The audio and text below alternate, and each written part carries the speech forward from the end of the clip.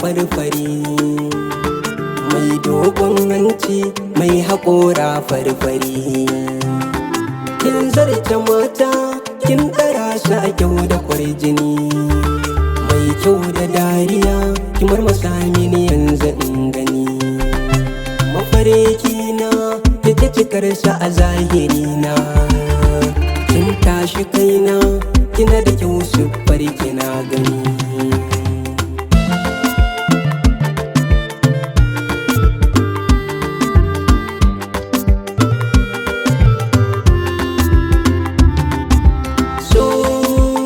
Da shi nake fahari a raina, so da shi nake cika burkana, so ya bani farin ciki na, so ya zamo ilimi a gona. Da shi nake gani har aka san da ni, zuciyata ta yo kamuwa. Kice magani daure ki san da ni, a zuciyar kike mini lamuni. Ke ce ni na zama ke mun zama